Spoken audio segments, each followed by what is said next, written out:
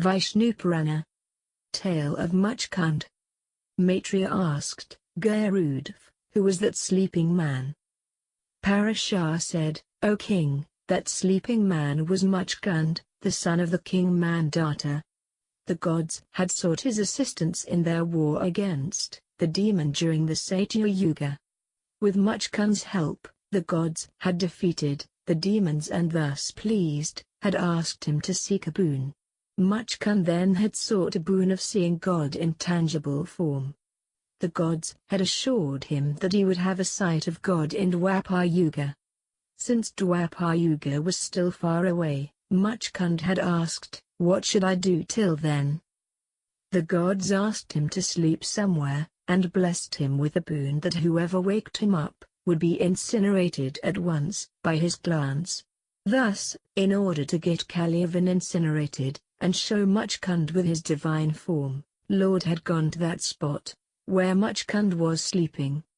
Muchkund got the sight of God in Chaturbuj form, and sought a boon of continuous devotion for 3 births. Thus, Lord defeated Malich's army, and captured all their wealth. He also defeated Jarasandh and caused great joy for the people of Dwarka. The king of Anat, Raivat, got his daughter Revati married to Balarama, with the blessing of Brahma. Message of Rukmani for Lord Krishna. Parashar said, Bismak was the king of Vidarbha. He had 5 sons and a daughter, Rukmani. Rukmi, the eldest son of Bismak, had fixed his sister's engagement with Shishupal, the prince of Chedi. Narada did not like this development. He went to Kandana, the capital of Vidarbha, and said in the court of Bismak, O king, I am coming from Dwarka. Bismak said, O great sage, I have never heard about any city named Dwarka. Thus, in the court of Bismak, Narada narrated about the life of Lord Krishna and the grandeur of Dwarka. Bismak heard the tale with full attention. His daughter Rukmani too enjoyed the tale. But Rukmi had a strong opposition against Lord Krishna. Ignoring the wish of his father, he was not ready to get his sister married to Lord Krishna. On the appointed day, Shishupal appeared there, in a procession, to marry Rukmani. But Rukmani was determined to marry Lord Krishna. She sent a love letter to Krishna through a loyal Brahmin, and declared a fast unto death. Lord Krishna read her letter, which said, O Trilokinath, since the moment these ears have heard about your virtues, actions, character and plays, my soul experiences divine peace. O Akiyat, my mind is dedicated in your feet. O great among the men, this Rukmani has dedicated herself in your feet. Now it is up to you to see that no jackal could take away the lion's share. The Brahmin, the carrier of the letter, returned to Kandana with an assurance from Lord Krishna. Lord Krishna too called the charioteer, and set out at once for Kandana. There in Kandana, Rukmani, after getting the assurance from the Brahmin, was thus waiting for Lord Krishna's arrival. Preparations for Rukmani's marriage with Shishupal were on, with full swing in Kandana. All the houses, streets and lanes were cleaned, and sprinkled with scented water. All the men and women folk donned new clothes and ornaments. King Bismak worshipped his ancestors and gods, and welcomed the Brahmins liberally. Extremely beautiful princess, Rukmani was given ceremonial bath, and donned with auspicious clothes and bracelets. The king of Chedi, Damaghush, got the auspicious rites for the marriage of his son Shishupal, performed by Brahmins.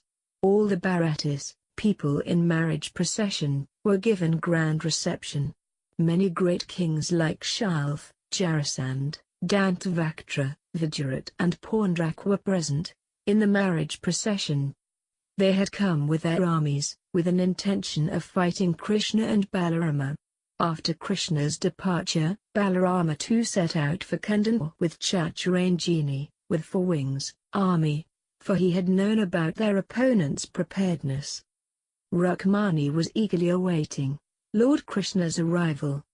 She had received the news that Dwarkanath, Krishna, had resolved to take her away. She was feeling overwhelmed in her heart. Seeing Lord Krishna arrived intently to the marriage ceremonies, King Bismarck welcomed him. Seeing him, even the common people of Vidya prayed, "May our Princess Rukmani get Sri Krishna as her husband." At the same time, Rukmani emerged from her palace to go to the temple of Ambika Devi. Soldiers were guarding her. In the temple, Rukmani prayed peacefully, "O Mother Ambika, I greet you and Ganapati, who is sitting in your lap. I seek your blessings, so that may my wish be fulfilled and may I receive Sri Krishna as my husband." On her way back, Rukmani was walking very slowly, for she was awaiting Lord's arrival, which was due in any moment. Just then, Lord Krishna appeared before her. Before she could ride her chariot, Lord lifted her from amidst the crowd. In the presence of hundreds of kings, Krishna and Balarama eloped with Rukmani. Krishna defeats Rukmini and marries Rukmani. Hearing the news that Krishna has eloped with Rukmani, Rukmini and all other kings present there, boiled with anger. Accompanied by their huge armies, they decided to give them a chase. Thus chased by them, Yadunvanashis stopped and encountered the kings boldly. With a true ambition to win, brave Yadav soldiers defeated the enemies. All the kings like Jarasan fled for their lives. Rukmini had resolved that without getting Rukmani released from Krishna's captivity, he would not show his face in Kandana. He chased Lord Krishna for long. But Dwarkanath defeated him, and got his head shaved. Thus defeating all the kings, Lord Krishna brought Rukmani to Dwarka. There they got married formally. All the people of Dwarka celebrated festivities for many days. People presented them with lots of precious gifts. All the people were in great joy to see Lakshmi as Rukmani with her husband Lord Krishna. Birth of Pradyumn, killing of Shabarasur. Kamadv was a part of Lord himself. After getting incinerated by Rudra, Kamadv took refuge in the Supreme Lord, to get an incarnation once more. Thus, Kamadv was born as Rukmani's first son Pradyumn. But just after his birth, Pradyumn was kidnapped by a demon Shabarasur. The demon dropped the baby into the sea, where a huge fish swallowed him in whole. Coincidentally, the fish was caught by the fishers and presented to the kitchen of Shabarasur. When the cooks cut the fish open, an extremely beautiful baby emerged.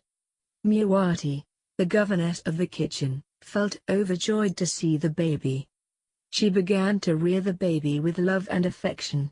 Once Narada arrived in the kitchen and said, "Mewati, do you know who is in your lap?" "No, O Devashi.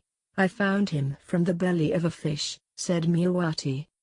Devashi Narada said, "He is your husband. Kamadv and you are his wife Rati. In this birth, he was appeared as Pradyumn, the son of Krishna." Hearing this, Mewati saluted Narada with respect. Since then she regarded Pradyumn as her husband and served him accordingly.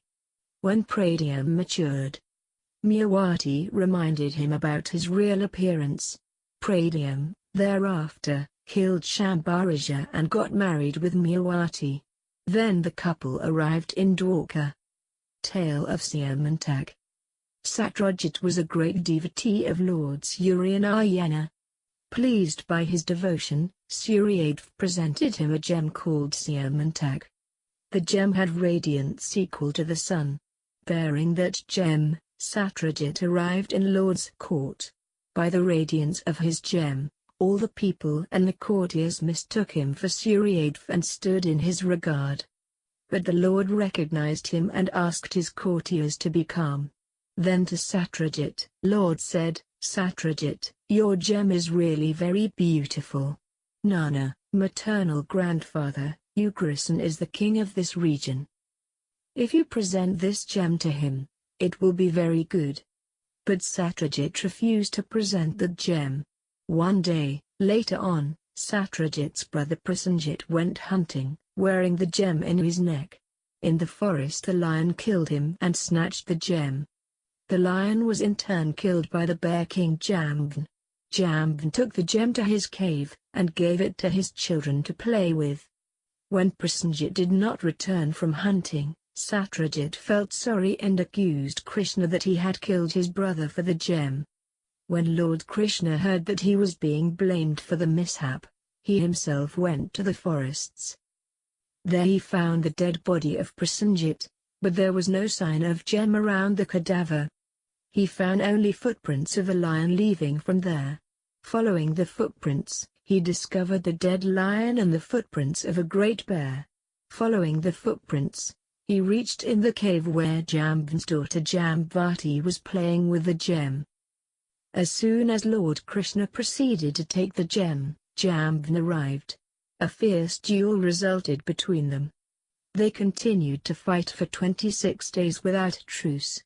On the 27th day Jambvan requested Lord, "Please wait, O Lord." Lord said, "Do you want to take rest?" "No," said Jambvan, "I have recognized you. You are none other than Lord Narayana himself. Nobody else has the power to defeat me." Lord appeared before Jambvan as Sri Rama. Jambvan prayed and worshipped him. He was feeling guilty that he dared to fight Lord. Lord said that he had arrived there for the gem only. Jambvan gave him the gem and also his daughter Jambavati. Lord Krishna returned the gem to Satyajit and married Jambavati formally. Krishna's other marriages. Lord Krishna summoned Satyajit to his court and in the presence of the king Ugrasen, related the sequence of incidents that took place in the jungle. Satyajit felt ashamed. With a feeling of repentance he took the gem. He was getting afraid also that he made enmity with Lord Krishna without reason. Hence to expiate his crime, Satyajit thought of presenting the gem Syamantaka and his daughter Satyabhama to Lord Krishna. Lord Krishna accepted Satyabhama as his wife but returned the gem to Satyajit saying, "It is a gift of Lord Shiva. Keep it with you. You are required to deposit the gold that you get from it in the royal treasure." Akrura and Krivama were not pleased with the marriage of Satyabhama. So they got Satyajit killed by Shatadhanva. Shatadhanva killed Satyajit in his sleep and absconded with the gem. Lord Krishna was then away in Hastinapur. Satyabhama too reached there and informed Krishna about her father's assassination. With Balarama, Lord Krishna chased Shatadhanva. But even after killing him, they could not trace the gem. Shatadhanva had given the gem to Akrura to keep till his return. But after the death of Shatadhanva, frightened Akrura came to stay in Kashi. From the effect of the gem Akrura performed many grand yagas there. Lord Krishna summoned Akrura from Kashi. After welcoming and treating him in the court, Lord Krishna asked him about the gem. Akrura showed the gem in the court. But Lord returned the gem to Akrura. Once Lord Krishna visited Indraprastha to see Pandavas. There riding a chariot with Arjuna, he came to the forests. On the bank of river Yamuna a pretty woman was observing penance. By the instinct of God, Arjuna drew near her and asked for her identity. She said, "I am Kalindi, the daughter of Suryadeva. I am penancing here in order to get married with Lord Krishna." Lord Krishna got Kalindi boarded on the chariot and got married to her formally. Muchukunda was the sister of Vishnupurana, the king of Ujjain. She had a desire to get Lord Krishna as her husband. But her brother, Vishnupurana, was a follower of Duryodhana. So he stopped his sister, Muchukunda, from getting married to Krishna. But Krishna eloped with Muchukunda from the court, and got married to her formally later on. Satya was the daughter of Naganjit, the king of Kaushal. She was an extremely beautiful lady. The king had resolved that he would marry his daughter only to him, who would defeat his 7 most formidable oxen. Many princes had tried their luck, but failed. When Lord Krishna heard about that, he reached Kaushal with his army. The king of Kaushal welcomed and treated him well, and told him about his resolution. Lord Krishna then took 7 guises, and in no time defeated his 7 formidable oxen.